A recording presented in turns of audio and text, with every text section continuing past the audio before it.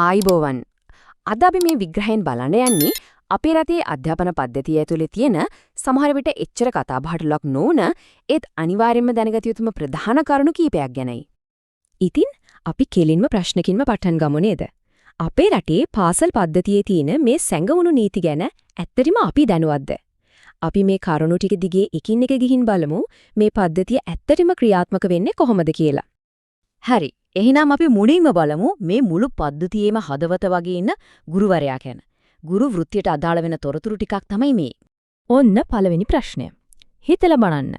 ගුරුවරයෙක්ට ශ්‍රී ලංකා විදුහල්පති සේවයට බැඳෙන්න පුළුවන් උපරිම වයස කීයේ වෙන්නක්ද? පිළිතුර තමයි අවුරුදු 50යි. ඔව් අවුරුදු 50. ඒ කියන්නේ ගුරුවරයෙක් විදුහල්පති කෙනෙක් වෙන්න හීන දකිනවනම් ඒ සැලසුම ටිකක් කලින්ම හදා ගන්න වෙනවා. මොකද අවුරුදු 50 පැනතු ගමන් ඒ අවස්ථාව සම්පූර්ණයෙන්ම නැති වෙලා යනවා. හරි. ඊළඟට බලමු මේක. අපේ මුළු රාජ්‍ය සේවයම ගත්තහම මේ ගුරු සේවය කියන එක වර්ග කරලා තියෙන්නේ කොතැනද? ඒකට ලැබෙන තැන මොකක්ද? ගුරු සේවය වර්ග වෙන්නේ ද්විතීයික මට්ටමේ සේවාවක් විදිහට. දැන් ඒකෙන් මොකද්ද කියවෙන්නේ? සරලවම කිව්වොත් රාජ්‍ය සේවය කියන පිරමීඩියේ මේකේ තියෙන පරිපාලන සේවාව වගේ ඉහළම තලයට එකක් පහලින්, ඒ වගේම කාර්මික සේවකයන් වගේ ප්‍රාථමික මට්ටමට එකක් ඉහළින්. ඒ කියන්නේ මැද මට්ටමේ වෘත්තීය සේවාවක්. මෙන්න තවත් හරිම වැදගත් එකක්. ගුරු සේවයට වැඩිපුරම පිරිස බඳවාගන්නේ 3A කියන ශ්‍රේණියට. සරලව කිව්වොත් උපාධියක් තියෙන ගුරුවරුන්ට සේවයට ඇතුල් වෙන්න තියෙන ප්‍රධානම තොරතුර තමයි මේක. අලුතෙන් එන ගොඩක් දෙනෙක් එන්නේ මේ ශ්‍රේණිය හරහා. හොඳයි. දැන් අපි පන්ති කාමරය ඇතුළට ගියොත් ඉගැන්වීමේදී පාවිච්චි කරන්න ඕන නිවැරදිම සුදුසුම මූලාශ්‍රය විදියට නිල වශයෙන් පිළිගන්නේ ගුරු මාර්ගෝපදේශ සංග්‍රහයයි. ඒ කියන්නේ ගුරුවරුන්ට Taman කැමති දේවල් උගන්වන්න බෑ. හැම දෙයකටම පදනම වෙන්න ඕන මේ මාර්ග උපදේශය. හරි.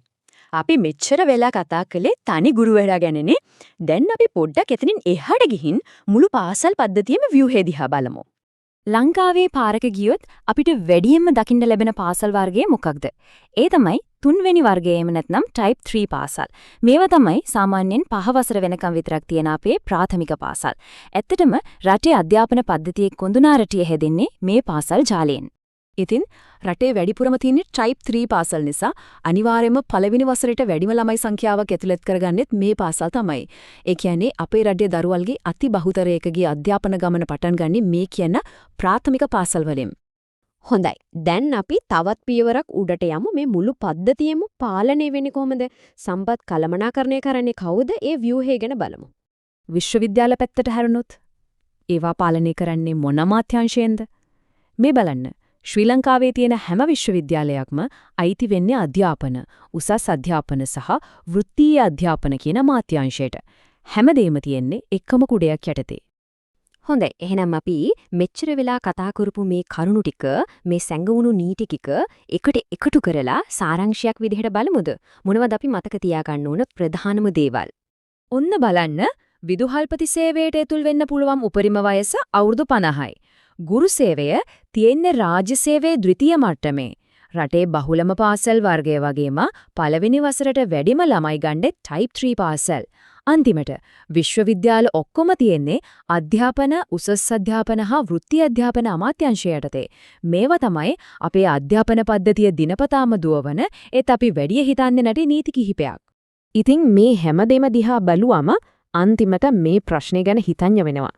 මේ සංඛ්‍යාලේඛන, මේ වර්ගීකරණයන් මේවා ශ්‍රී ලංකාවේ අධ්‍යාපනයේ අනාගතය ගැන අපිට කියන්නේ මොන වගේ කතාවක්ද?